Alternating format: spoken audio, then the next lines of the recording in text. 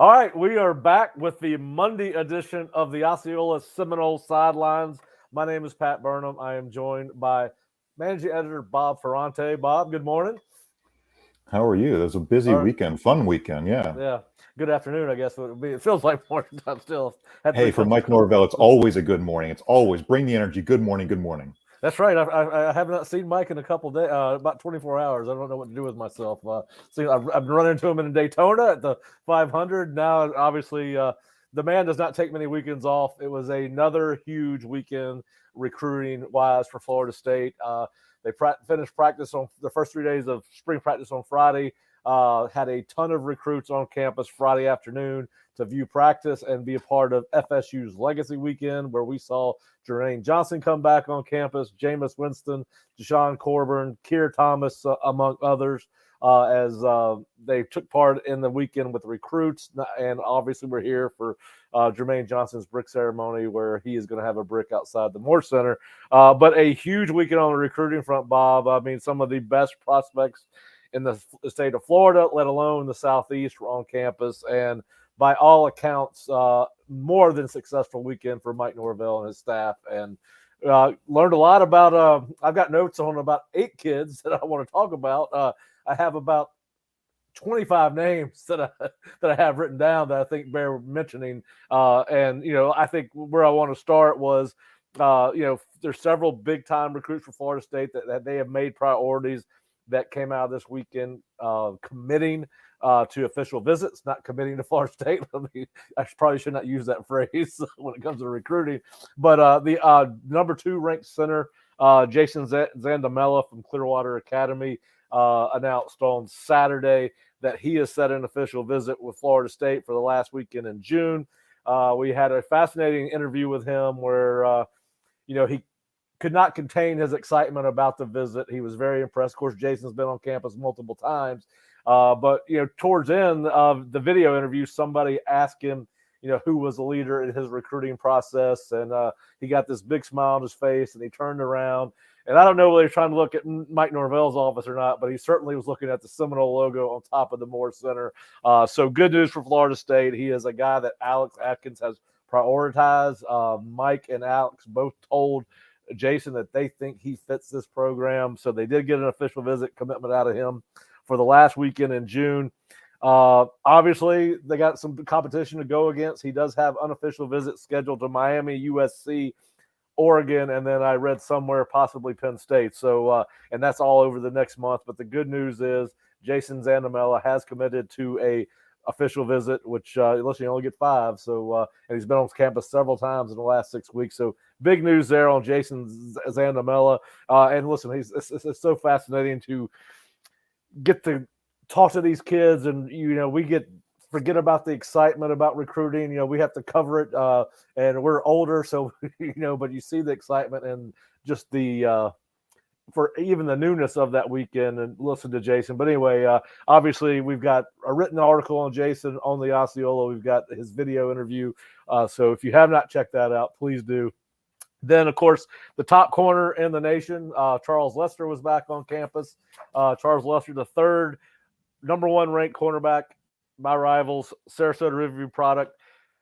His interview was fascinating. Some of the things he said, I got a kind of kick out of it. Somebody predicted on their site that he was going to commit to Florida State or choose Florida State at some point. It wasn't really going out on a limb, because Charles Lester said during our interview with him that at heart I am committed. Now, again, they got a official visit set up with him for June 23rd, but a lot of work to do. He does like Florida State. That was obvious by what he said, but he is going to take he's got official visits set to Georgia and Ohio State as well. Looks like he will try to get back on campus before spring is over, possibly for the spring game. And then probably, Bob, we've said it 100 times with Fish and myself on these recruiting podcasts and articles. The old recruiting adage, if we can get them on campus, we've got a shot. And there's 2 guys and 2 of the best prospects in their positions that applies to this weekend. Peyton Pierce, who is from Texas, is the 4th ranked inside linebacker by rivals. Did not even know where Florida State was really on the map. Obviously knew who Florida State was, but did not know where Tallahassee was. He mentioned that he had, got offered by Florida State last summer. Randy Shannon's been in his school, I'm assuming last spring or this past fall. And but really, Florida State was just another offer to him. And so his family decided that they were going to take their spring break vacation to Destin, Florida. And they said, well, you know what? Why don't we pop on over to Florida State for the heck of it, was kind of the sentiment. And of course, he left here very excited, used eye-opening, blown out of the water. And he said this was his first ever visit to Tallahassee, and he will be back again. He does. Ohio State is a place that he will visit. He's been to Texas A&M multiple times, SMU. He's got a who's who of schools that have offered him. But Florida State is definitely in play with Peyton Pierce, and his interview was fascinating. Of course, now what I appreciated was his honesty, Bob. He said during the interview that almost every unofficial visit shuffles the deck on his favorites. But so he was very forthright in that regard, which I appreciate. And that's the reality of it for 18-year-old kids, right? I mean, they're going to change their mind. They're going to be there. You're impressible at that age. I don't think that's the right word, but you know what I'm saying. Impressionable. Yes. Impressionable at that age. My Florida high school education is showing itself off there. But anyway, so it's interesting. I mean, Peyton is saying that Ohio State and Florida State are in the same sentence together, yes, which is really cool that a Texas kid is looking at. These are the big name programs that he's curious about. Well, and the fascinating thing that he said was after the visit, he was not going to go visit Michigan. That was a school that had been on his unofficial spring break list for the spring visits, and he decided, listen, that they're out. So these kids are making decisions as they move along. We heard a lot of that, right? We're going to take the process slow, but Peyton said that he could not wait to get back to Tallahassee. He has since tweeted that this morning, so he's doubled down on that. And just listen, again, a young kid, very talkative, and very fired up about Florida State and the experience that he had with Randy Shannon, Mike Norvell, and obviously being around some of the former players. And then, of course, you got five-star defensive end Cam Franklin on campus on Friday. Listen, he is being recruited by everybody, and Florida State is simply trying to put themselves in a position to get an official visit from him. He even said as much. What was the message? They want to lock me down for an official visit. He's got a lot of unofficial visits planned for the spring. Auburn, South Carolina, Miami, Oregon, Ohio State, Texas A&M. He said he's going to kind of let the process play out. But again, a kid that probably left a little bit more impressed than what he thought he was going to be. He did mention the fact that one of the things that stands out about Florida State is the fact that their defensive ends continually end up in the NFL. Obviously, he talked about Verse.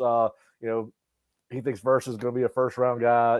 We know Verse is an NFL guy no matter what round he goes in. And then, of course, he had mentioned Jermaine Johnson. And he got to spend some time around Jermaine, as did LJ McCray, who was also on campus on Friday. And LJ's been here several times.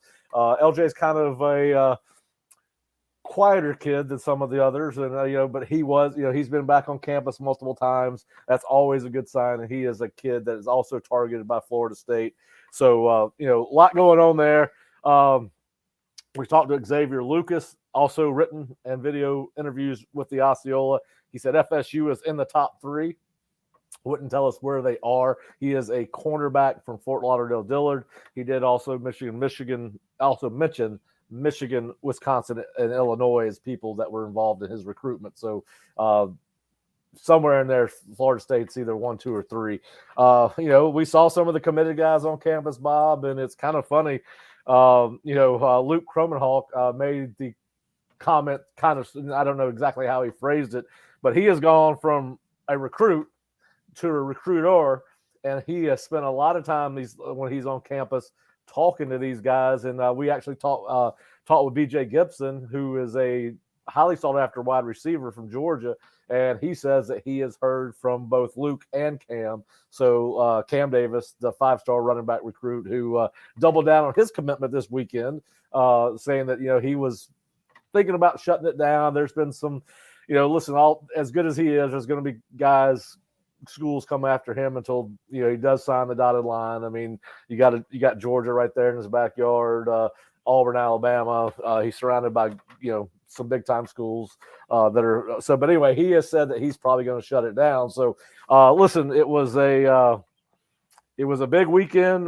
Listen, I think one of the more fascinating interviews that we did was with 4-star outside linebacker Jamonta Waller, who's from Mississippi. Now, this is a 4-star kid, Bob, and what came out in his interview was he plays outside linebacker on the edge in high school. Florida State wants to recruit him as an inside linebacker. He does not have an offer from Florida State yet, and the reason they want to see him in camp, they want to see how he moves in space at an inside linebacker position. Now, you don't find many 4-star kids that say, I'm going to come to camp for my offer. And so I thought that was pretty cool that Jamonta likes Florida State enough, and he's got a ton of offers. It's not like he's hurting for schools to give him attention. He's got plenty of that. But, Jamonta says, listen, I'm going to be back in the summer. I'm going to come out here and work with Coach Shannon and this staff and see if I can get a Florida State offer. So that was fascinating to me. We heard Tramel Jones from Mandarin. He was on campus last Wednesday, and he said the same thing about camp. He's got a Florida State offer, but he's going to come back to camp. Now, he's a 2025 guy, so he's still got 2 years.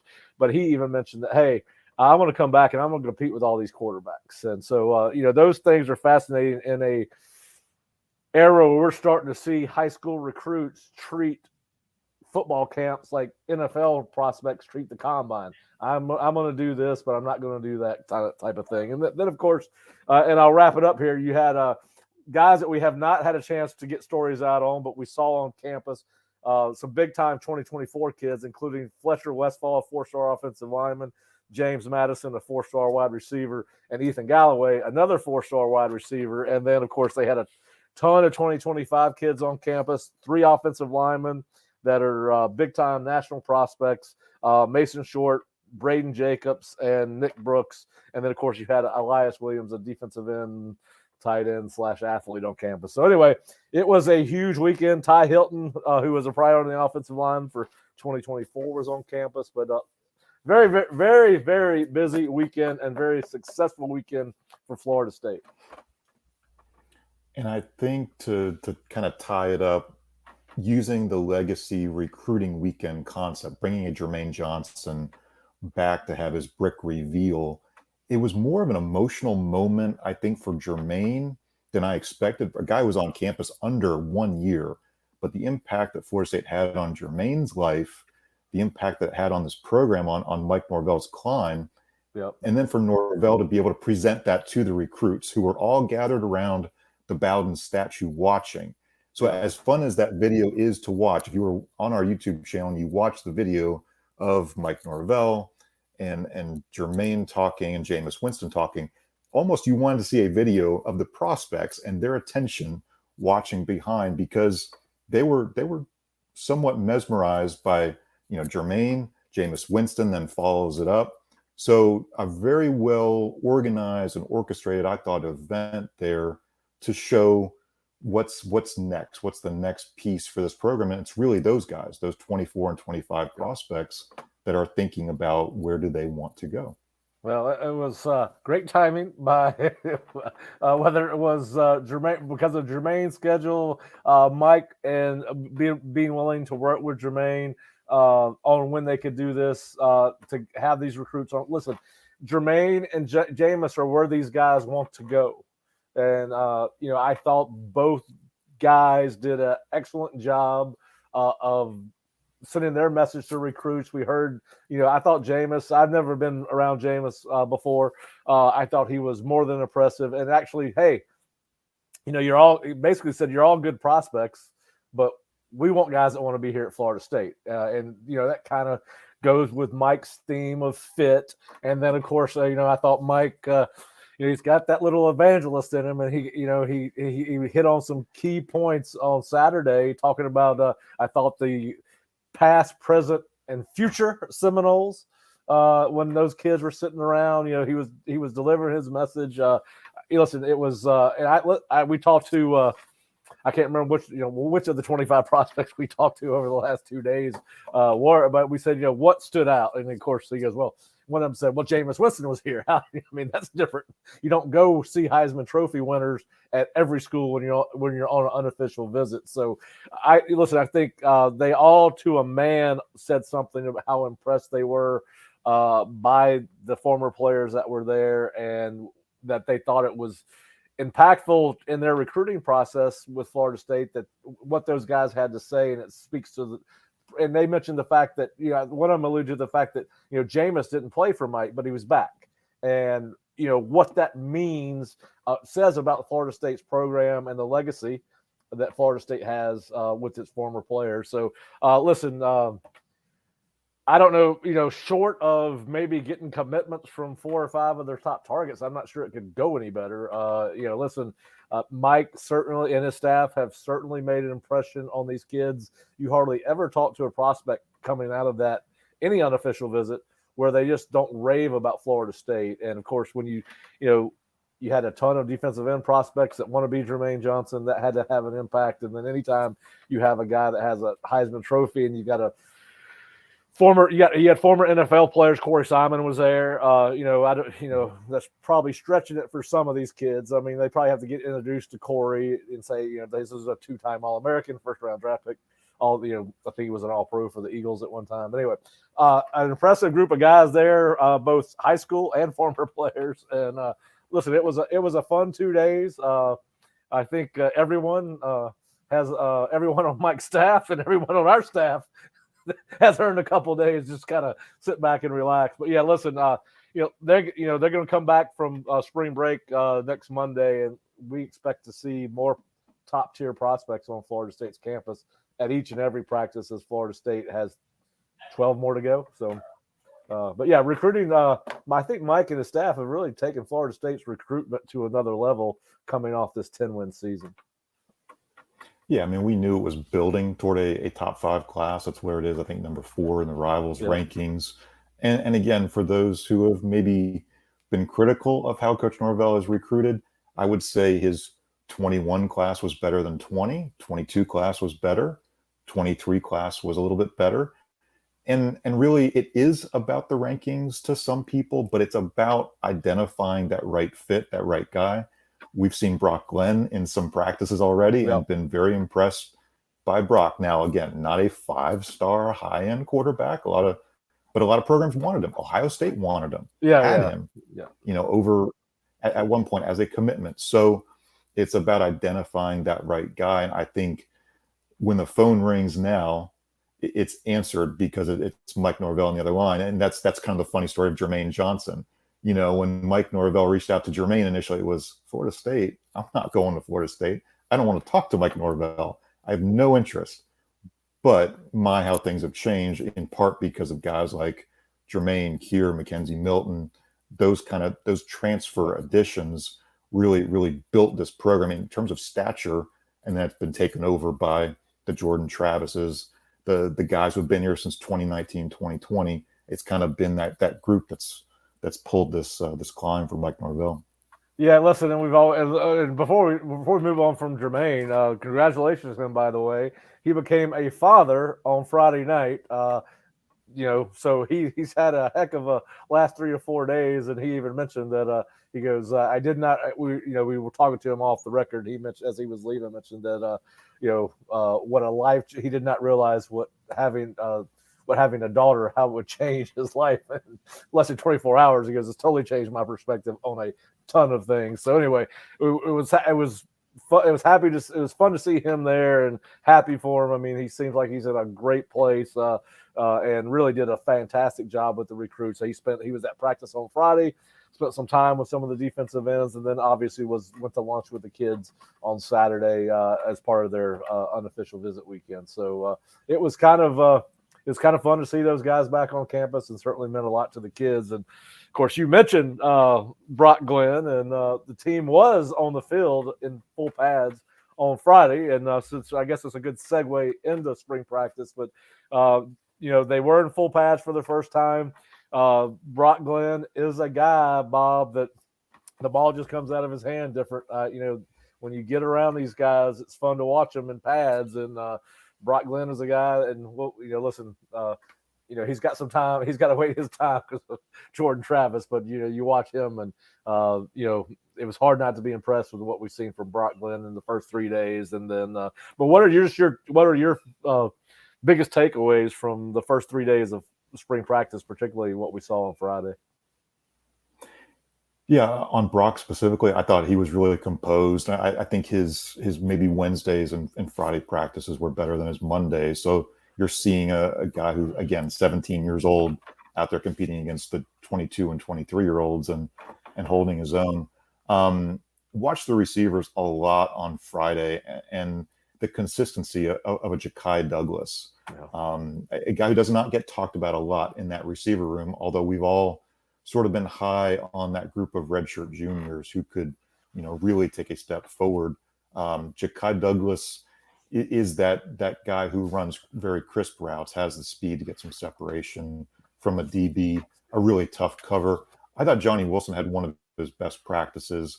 A year ago, drops were an issue for him in spring camp.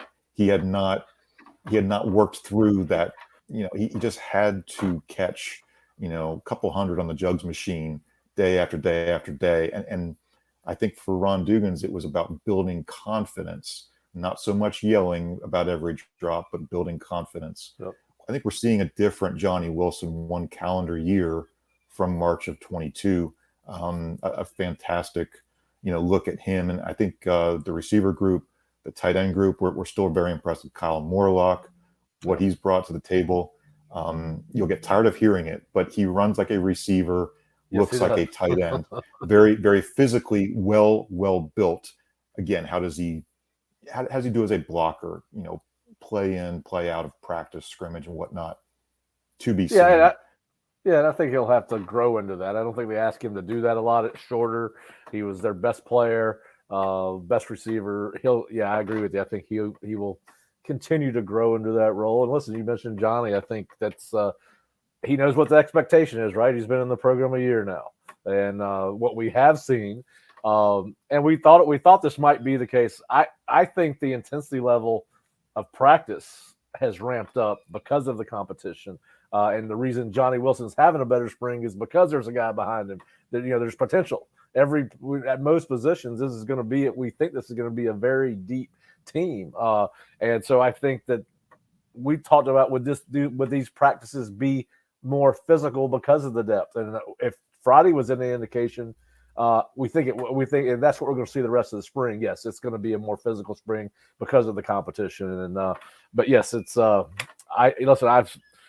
Mike's an intense guy all the time, and maybe I'm just reading too much into it, but he does seem. I mean, he's always active at practice, and I've seen some coaches that usually aren't big yellers getting after players. And listen, when we're at practice, the defensive line does their individual drills about as far away from us as we can be because we're up in the press box of the baseball stadium. And, we got to be inside on Friday, and I got to watch the defensive line go through some individual drills, basically just going off a wall, working on hand placement and quick feet and and just watching Fabian Lovett with the intensity with which he did that drill is his intensity level up a little bit because Daryl Jackson's on campus. And, Daryl Jackson is a guy that, I hope they get that waiver because that guy is going to be a difference maker. He is a home run hit, and he is a handful. We watched him go through a ton of contact work, whether it was one-on-one, pods, which is 2-on-2, 3-on-2, run blocking drill. Then you got twist and stunt pass pro, and he was a load, man. And it's hard not to be fired up about him. Especially when you talk about him and Fabian Lovett being a tandem there at nose. And, and then, of course, the other guy, I'm going to ask you about him. I think everybody that follows this team and watched the offensive line on Friday has the same impression of Jeremiah Byers. He might be, and we got a long way to go, but and we did see him. He traded off successful reps with a couple of defensive ends, and he's going against Verse and Peyton and all these guys. And he's not going to win every rep. We know that, but Bob, that guy might be the best offensive lineman on Florida State's roster right now. Yeah, I know you walked over and said that's a really impressive offensive lineman right there, and we got a chance to watch him in some of those 11-on-11s, and I thought, Gilbert Edmond had a good rep with him, yep. And then Patrick Payton tried to do the speed rush, so that's going to make him so much better as an offensive lineman, just because the quality of the competition he's going up against every day. All apologies to UTEP, but that's not the UTEP defensive line. This is the Florida State defensive front, and just the depth of talent that they're going to send out there, the different types of bodies that they're going to send out there. At Jeremiah, very, very impressed with what he brings to the table. Yeah, he's going to be fun to watch. He's obviously one of the key pieces to the offensive line puzzle, but certainly you would think that he's going to be a starter at one of your two tackles. So now it's a battle for 4 positions. And, Maurice Smith has been very impressive early in camp. Obviously a guy that's got some pressure on him because of the addition of Casey Roddick, the Colorado transfer. So that's going to be a fascinating battle. And, I still think there could be some ripple effects from who wins that as to do they move Casey out to guard if Maurice was to hold on to center. Listen, they got some good-looking prospects in guard. They're mixing, and we're seeing people. They're mixing combinations right now in spring. We've seen multiple people run on different.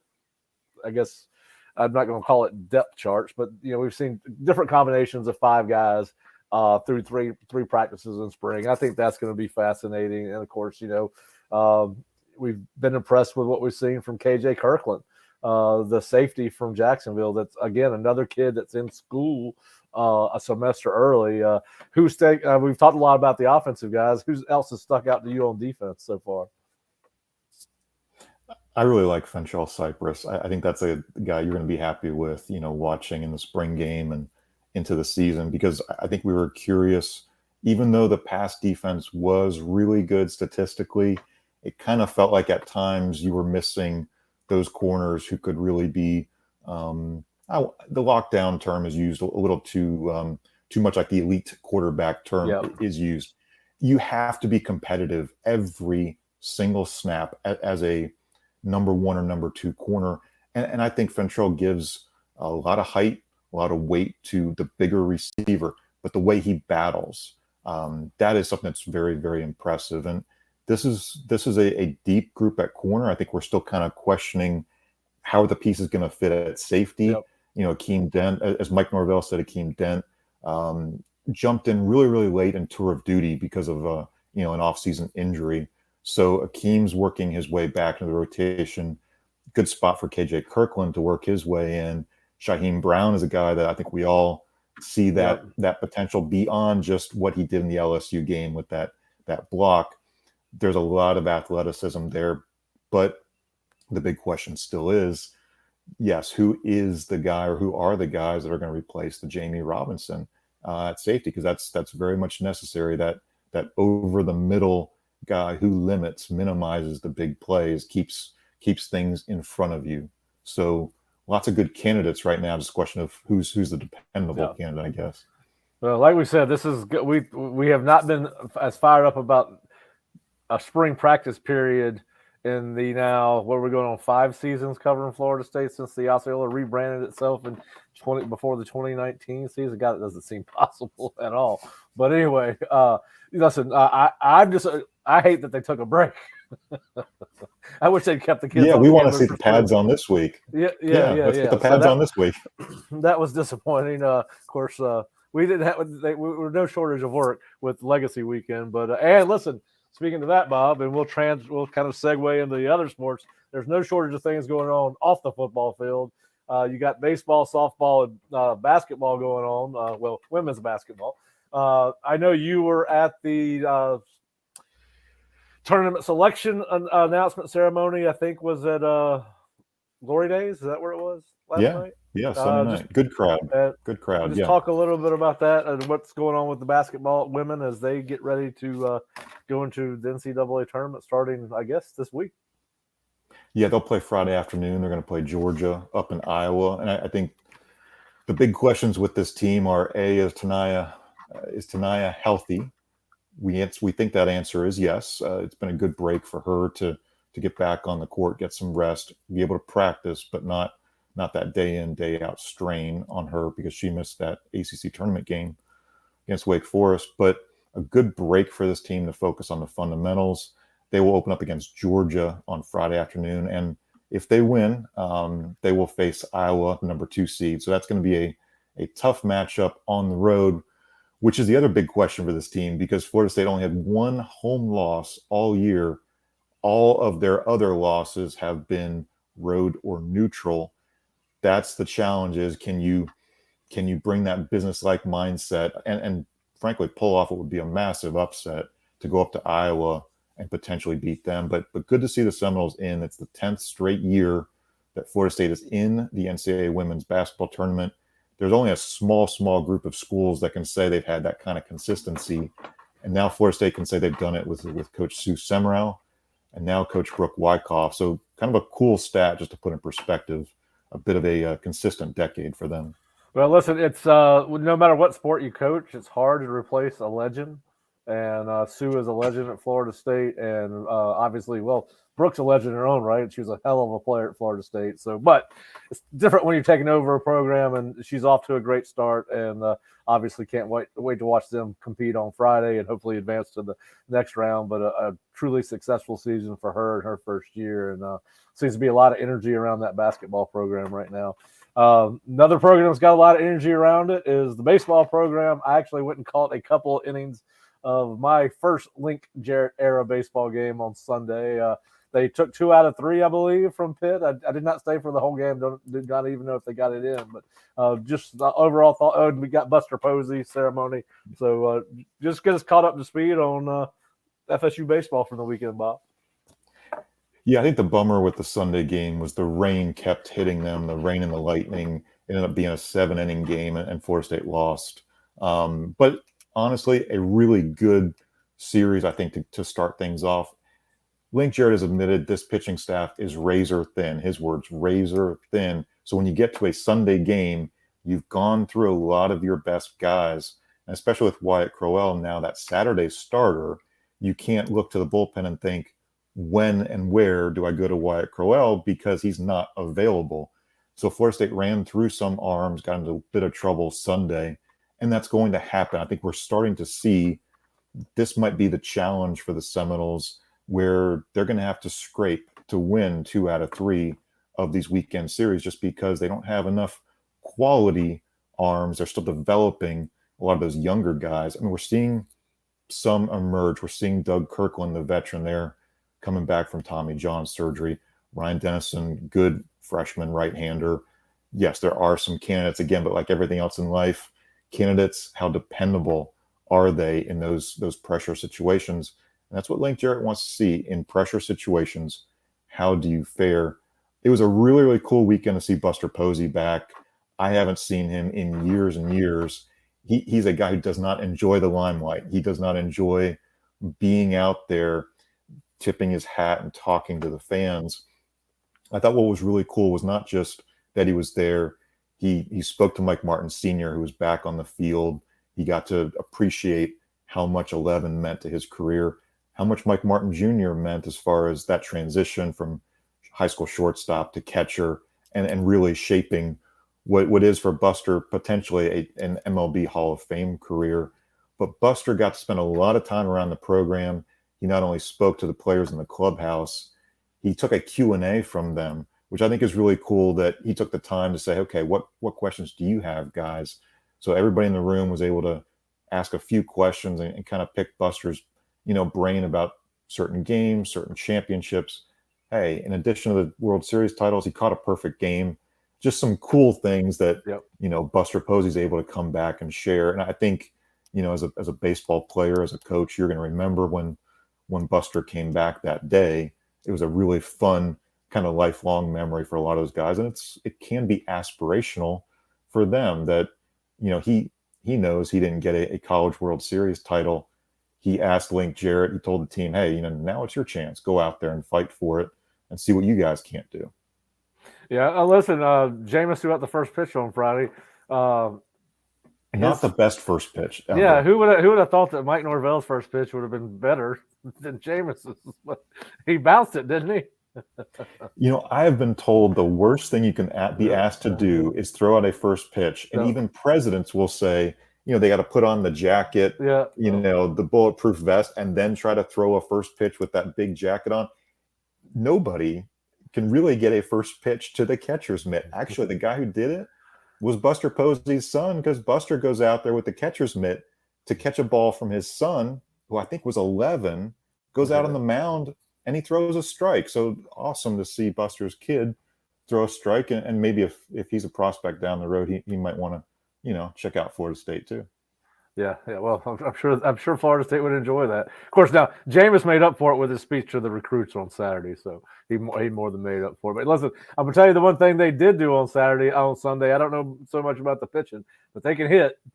First couple innings, there were balls flying out of that stadium, and they are. Tell you what, he's got some of these freshmen he recruited do not look like freshmen. There's some big, lanky, tall kids out there.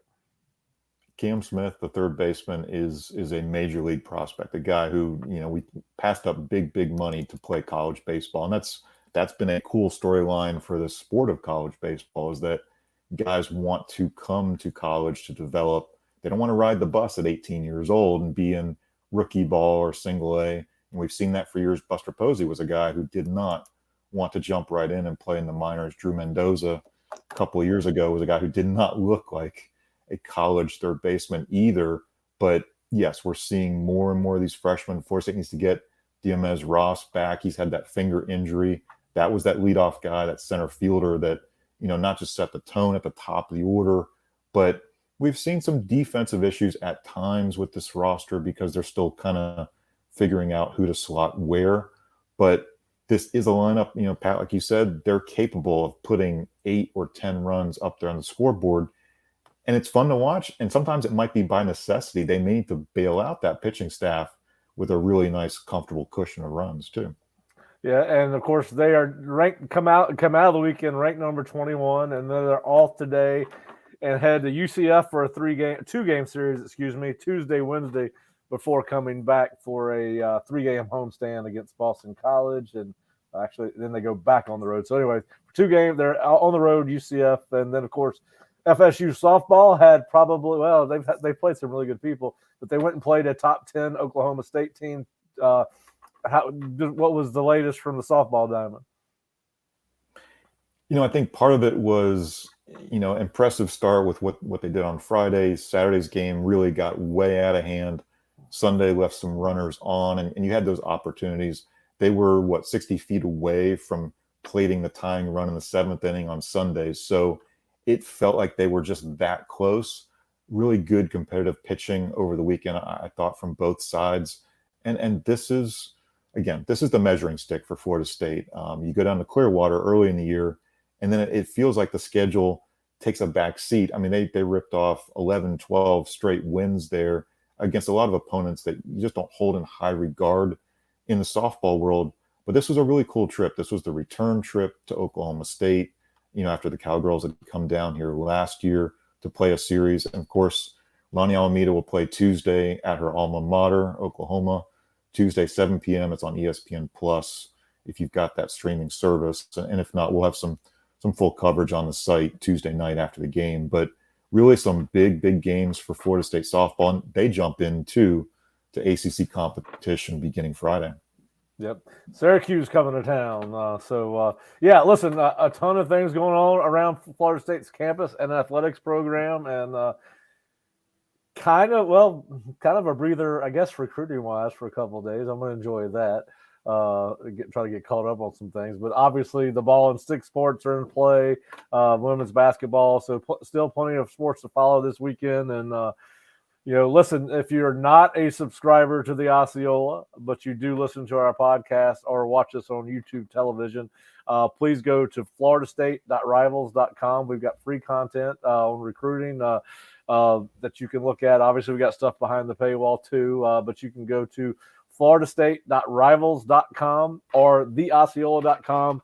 We've got day 1 and day 2 recruiting notebooks with video and written interviews from these prospects that were on campus. And then obviously we've got coverage of baseball, softball, and women's basketball as well. But please go to floridastate.rivals.com. And then, of course, if you want to catch up on what the recruit said and watch our video interviews, you can go to the Osceola's YouTube channel. It's the Osceola. So go to YouTube. We got video interviews with about 12 of the kids that were on campus, probably a little bit more than that. But we got interviews there. But anyway, we've got a ton of stuff at floridastate.rivals.com or theosceola.com. We will certainly be back on, I think we're going to come back on Wednesday this week, Rob. Is that correct? Yep, absolutely. So we will be back at 12:30 on Wednesday. Either Bob, myself, both of us, none of us, but somebody will be doing a Seminole Sidelines on Wednesday. We hope you enjoyed today's program. A lot to catch up on the site, so please go check us out at theosceola.com. And Bob, we will be back on Wednesday. See you soon.